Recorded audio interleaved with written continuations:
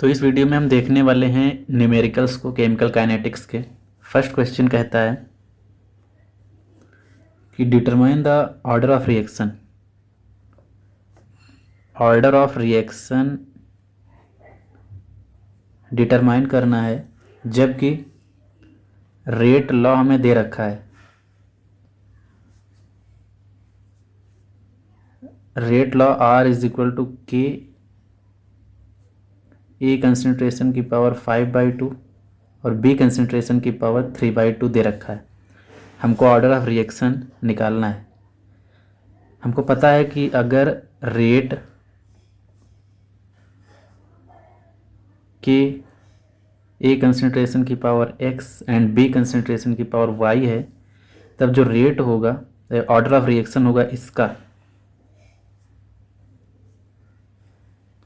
इसका जो order of reaction होगा वो इनकी पावर का सम होगा x प्लस वाई। अगर हम कंपेयर करें इस इक्वेशन से तो x is equal to 5/2 and y is equal to 3/2। तब जो ऑर्डर ऑफ रिएक्शन हो जाएगा गिवन रिएक्शन का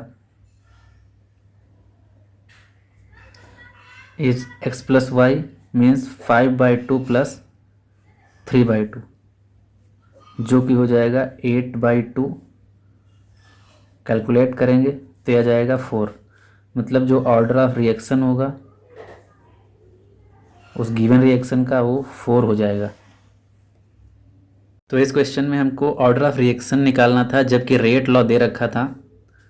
तो हमको पता है कि रेट जो होगा वो इक्वल होगा कंसंट्रेशन और उनकी कंसंट्रेशन की पावर प्रत्येक कंपोनेंट के। तो R is equal to K A concentration की पावर x बी कंसंट्रेशन की पावर y। इससे order of reaction x plus Y इनकी पावर का सम हो जाएगा। अगर इस इक्वेशन से हम क्वेश्चंस की इस इक्वेशन को कंपेयर करें तो order of reaction x plus Y मतलब 5/2 प्लस 3/2 जो कि कैलकुलेट करने पर आएगा 4। नेक्स्ट क्वेश्चन देखते हैं।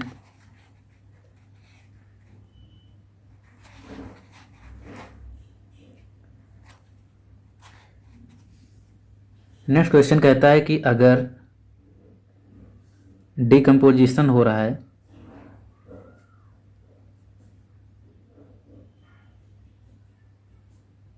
ऑफ SO2Cl2 का जिसकी इनिशियल कंसंट्रेशन दे रखी है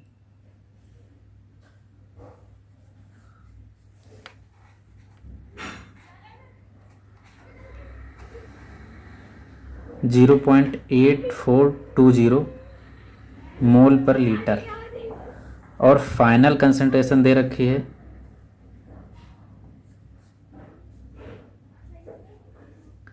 0.215 मोल पर लीटर।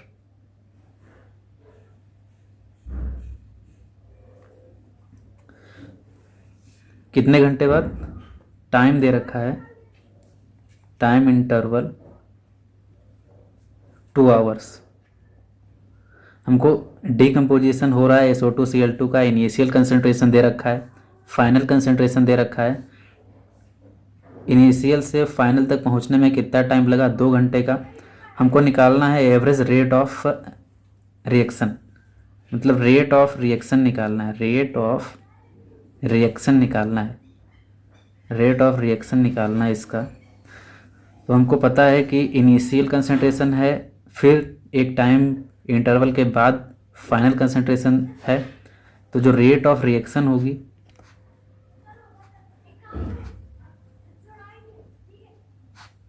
वो चेंज इन कंसंट्रेशन,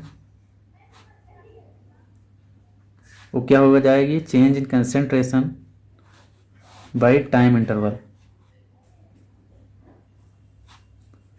कि कितने टाइम चेंज होने पर कितना कंसंट्रेशन में चेंज हुआ। तो change in concentration initial minus final 0.8420 minus 0.215 ये है मोल पर लीटर में। और टाइम इंटरवल कितना था? 2 घंटे। इसको ऐड करने पर ये हो जाएगा 0.6315/2। वहीं पर रेट ऑफ रिएक्शन जो है वो 0.3158 मोल पर लीटर पर आवर होगा। डीकम्पोजिशन हो रहा था SO2Cl2 का, जिसकी इनिशियल कंसनट्रेशन थी 0.8420 मोल पर लीटर, फाइनल कंसनट्रेशन थी 0.215 मोल पर लीटर। 2 घंटे बाद रेट ऑफ रिएक्शन निकालना था, तो रेट ऑफ रिएक्शन हो जाएगा इसकी कंसनट्रेशन में चेंज और कितने टाइम में चेंज हुआ। टाइम इंटरवल 2 आवर्स था। कंसनट्रेशन में change initial minus final calculate करेंगे तो रेट ऑफ रिएक्शन जो है वो इतना मोल पर लीटर पर आवर होगी। नेक्स्ट क्वेश्चन है कि कोई रिएक्शन है, रिएक्शन दे रखी है 2 मोल ओजोन गैस जो कि कन्वर्ट हो रही है ऑक्सीजन गैस में। डेल्टा टी टाइम चेंज में कितना कंसंट्रेशन में चेंज हो रहा है वो दे रखा है। हमको फाइंड आउट करना है कि कितना चेंज होगा ऑक्सीजन की कंसंट्रेशन में इसी टाइम पीरियड के बाद। हमको पता है कि जब कोई ऐसी रिएक्शन होती है तब इनकी कंसंट्रेशन में चेंज जो होगा वो बराबर होगा प्रोडक्ट की कंसंट्रेशन में चेंज के, लेकिन रिएक्टेंट निगेटिव साइन और जो प्रोडक्ट होगा वो बन रहा होगा, इसलिए वो पॉजिटिव साइन में होगा। अगर इस इक्वेशन में हम वैल्यू रखें चेंज इन ओजोन की कंसंट्रेशन डेल्टा टी टाइम में, तो ये हो जाएगा 5 × 10⁻⁴। चूँकि ये रिएक्टेंट में चेंज हो रहा है तो ये निगेटिव बराबर ऑक्सीजन की कंसंट्रेशन में चेंज डेल्टा टी टाइम में। लेकिन कितने मॉलिक्यूल्स रिएक्टेंट के हैं और कितने प्रोडक्ट के हैं इसके अकॉर्डिंग हमको बैलेंस करना होगा रिएक्शन को। तो ये हो जाएगा 1/2 और प्रोडक्ट 3 मॉलिक्यूल्स हैं ऑक्सीजन के, तो ये 1/3। सॉल्व करेंगे हम change in concentration of oxygen delta T time के बाद, तो 3/2 × 5 × 10⁻⁴। ये हो जाएगा 7.5 × 10⁻⁴ मोल पर सेकेंड। फिर से देख लेते हैं, कोई रिएक्शन थी हमारे पास जो ओजोन से ऑक्सीजन बन रही थी, 2 मॉलिक्यूल्स ओजोन गैस जो कन्वर्ट हो रही थी 3 मॉलिक्यूल्स ऑक्सीजन गैस के। हमको दे रखा था कि जो ओजोन की कंसंट्रेशन में चेंज हो रहा है डेल्टा टी टाइम में चेंज होने पर वो इतना है 5 × 10⁻⁴ मोल पर सेकेंड। हमको निकालना था कि प्रोडक्ट जो बन रहा है वो किस रेट से बन रहा होगा।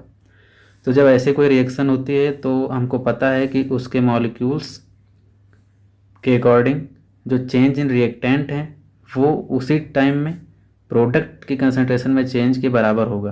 तो ये हो जाएगा 1/2 और ओजोन मॉलिक्यूल जो है उसकी कंसंट्रेशन में चेंज बराबर ऑक्सीजन की कंसंट्रेशन में चेंज उस डेल्टा टी टाइम में। वैल्यू रख देंगे हम जो दे रखी है, कैलकुलेट करने पर हमको मिल जाएगी ऑक्सीजन की कंसंट्रेशन में चेंज डेल्टा टी टाइम में 7.5 × 10⁻⁴ मोल पर सेकेंड। नेक्स्ट क्वेश्चन है कि अगर कोई रिएक्शन है A+B और इससे प्रोडक्ट बन रहा है C, इसके लिए रेट दे रखी है, रेट है K × concentration A⁻² × B concentration. कह रहा है कि रिएक्शन रेट क्या होगी जबकि इनकी कंसंट्रेशन को डबल कर दें। जहाँ पर A है वो 2A कर दें और B को हम 2B कर दें। तो इसके अकॉर्डिंग हमको पता है कि जो पहले रेट दे रखी है वो K A कंसंट्रेशन की पावर 2 × B कंसंट्रेशन। फिर बोला कि अगर कंसंट्रेशन को डबल करते हैं तब रेट क्या होगी। तब मान लेते हैं रेट हो जाएगी K और 2A की कंसंट्रेशन की पावर 2 और 2B कंसंट्रेशन। अगर इन दोनों रिएक्शन को सॉल्व करते हैं R1/R2 इन दोनों रिएक्शन से इज इक्वल टू K1 और ये होगा K2, A कंसंट्रेशन की power 2 B concentration by K2 और 2A कंसंट्रेशन की पावर 2 और 2B कंसंट्रेशन। चूँकि K1 और K2 रेट सेम है तो मान लेते हैं K ही है, तो ये हो जाएगा R1/R2 K/K, A कंसंट्रेशन की power 2 B concentration by 2A concentration की पावर 2 इंटू 2B, K के cancel, R1/R2 is equal to, इसको हम कैलकुलेट करेंगे आगे तो ये A² into B concentration by 4 concentration A into 2 concentration B, A² into B/8A² into B, ये cancel हो जाएंगे, बचेगा 1/8 means R1/R2 is equal to 1/8, so ये हो जाएगा R2 is equal to 8R1। मतलब अगर कंसंट्रेशन को हम डबल कर रहे हैं, कंसंट्रेशन को अगर हम डबल कर रहे हैं तो उसकी जो रेट है वो 8 टाइम हो जाएगी। क्वेश्चन दे रखा था कि अगर कोई रिएक्शन है A+B जिससे प्रोडक्ट C बन रहा है, इसकी रेट दे रखी है, concentration rate of this reaction is K into concentration A की पावर 2 इंटू B कंसनट्रेशन। कह रहा है कि अगर इनके कंसंट्रेशन को हम डबल कर दें, A है 2A कर दें, B है 2B कर दें, तब इनकी रेट पर क्या प्रभाव पड़ेगा। तो इस रेट के अकॉर्डिंग मान लेते हैं जब कंसंट्रेशन A और B थे तब rate R1 is equal to K1 concentration A² concentration B। जब इनकी कंसंट्रेशन को हम डबल कर रहे थे तब ये रिएक्शन, इनको सॉल्व करेंगे तब जो रेट और कंसंट्रेशन डबल करने पर जो इनिशियल रेट और डबल करने के बाद रेट उनके बीच में जो रिलेशन आएगा वो होगा कि अगर कंसंट्रेशन को हम डबल कर रहे हैं तो रेट 8 टाइम इंक्रीज हो जाएगी। नेक्स्ट क्वेश्चन है कि अगर N2O5 का N2O5 25 डिग्री सेंटीग्रेड टेम्परेचर पर फर्स्ट ऑर्डर रिएक्शन से डिकम्पोज हो रहा है जिसका रेट कांस्टेंट दे रखा है 3 × 10⁻² पर मिनट। इनिशियल कंसंट्रेशन मीन्स जो R0 है वो है 2 × 10⁻³ मोल पर लीटर। जो फाइनल कंसंट्रेशन है वो दे रखी है 5 × 10⁻⁴ मोल पर लीटर। हमको निकालना है कि ये कंसंट्रेशन डिकम्पोज होने के बाद जो फर्स्ट ऑर्डर से हो रही है वो इस कंसंट्रेशन तक कितने टाइम में पहुंचेगी। तो हमको पता है कि जो फर्स्ट ऑर्डर रिएक्शन के लिए टाइम होता है वो 2.303 by rate constant into log initial concentration by final concentration. Value put कर देंगे, 2.303 गिवन है, के हमको पता है 3 × 10⁻² into log initial concentration 2 × 10⁻³ final concentration 5 × 10⁻⁴। इनको कैलकुलेट करेंगे तो T is equal to 2.303 by 3 × 10⁻² log, ये हो जाएगा 20/5 means T is equal to 2.303/3 into 10⁻⁻², log 4। जब हम log की वैल्यू रख के कैलकुलेट करेंगे तब इसकी फाइनल वैल्यू आएगी 46.22 मिनट। मतलब 46 मिनट के बाद N2O5 फर्स्ट ऑर्डर से जब डिकम्पोज होगी तब इनिशियल जो इसकी कंसंट्रेशन थी 2 इंटू 10⁻⁻3, ये 5 इंटू 10⁻⁻4 तक पहुंच जाएगी। नेक्स्ट क्वेश्चन है आर्हेनियस इक्वेशन।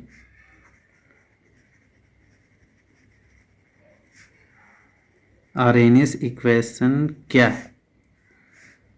तो आर्हेनियस ने एक इक्वेशन दी जिसमें कि इन्होंने बताया कि जो रेट कांस्टेंट होगा वो e⁻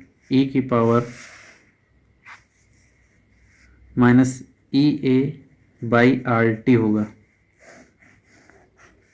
जहाँ पर जो k है rate constant, k is rate constant, a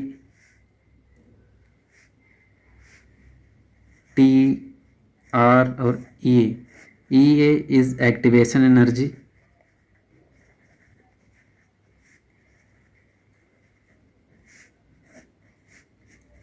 temperature और R गैस कांस्टेंट।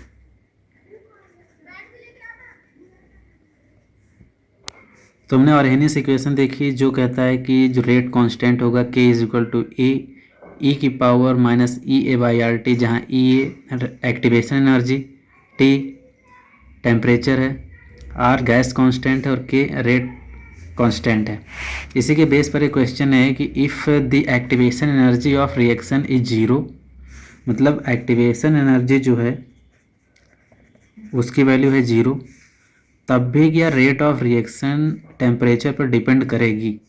तो हमको पता है कि जो रेट कांस्टेंट आर्हेनियस इक्वेशन है वो कुछ ऐसे है। इसमें अगर हम एक्टिवेशन एनर्जी की वैल्यू जीरो रख रहे हैं तब ये हो जाएगा 0/RT, इसकी वैल्यू हो जाएगी a e⁻0 और किसी की भी पावर जीरो मतलब वो एक, तो a into 1 is equal to a, मतलब रेट कांस्टेंट जो है वो a होगा। चूँकि रेट कांस्टेंट जब टेम्परेचर पर डिपेंड नहीं कर रही है तो रेट कैसे डिपेंड करेगी? क्यों? क्योंकि रेट डायरेक्टली प्रोपोर्शनल होती है रेट कांस्टेंट के। जब कांस्टेंट ही डिपेंड नहीं कर रहा है टेम्परेचर पर तो रेट भी डिपेंड नहीं करेगी। नेक्स्ट क्वेश्चन है कि कोई रिएक्शन है A+B जिससे प्रोडक्ट P बन रहा है। Rate of reaction K into A concentration की power half into B concentration की पावर 2। हमको बताना है ऑर्डर ऑफ रिएक्शन। तो हमको पता है कि जो ऑर्डर ऑफ रिएक्शन होगा इस रिएक्शन के लिए वो इनकी पावर के सम के बराबर होगा। x की वैल्यू 1/2, y की वैल्यू 2, तो ये आ जाएगा 5/2 मीन्स 2.5। तो इसकी जो ऑर्डर ऑफ रिएक्शन होगी अकॉर्डिंग टू क्वेश्चन वो 2.5 आएगी। रिएक्शन दे रखी थी A+B, प्रोडक्ट P बन रहा था, रेट ऑफ रिएक्शन दे रखा है, ऑर्डर ऑफ रिएक्शन निकालना है। तो ऑर्डर ऑफ रिएक्शन इनकी कंसंट्रेशन की पावर का सम जिसकी वैल्यू होगी 2.5। नेक्स्ट क्वेश्चन है कि अगर SO2Cl2 60 मिनट के बाद अपनी आधी कंसंट्रेशन पर पहुंच जाती है फर्स्ट ऑर्डर रिएक्शन से, मतलब अगर ये फर्स्ट ऑर्डर काइनेटिक फॉलो कर रहा है SO2Cl2 और 60 मिनट के बाद अपने आधे कंसंट्रेशन पर पहुंचता है, तब इसका रेट ऑफ कांस्टेंट बताना है, रेट कांस्टेंट बताना है क्या होगा। हमको पता है कि जो फर्स्ट ऑर्डर रिएक्शन है उसके लिए जो T हाफ होगा 0.69 बाई रेट कांस्टेंट, इसलिए rate constant 0.693 by T half. T half हमें दे रखा है 60 मिनट।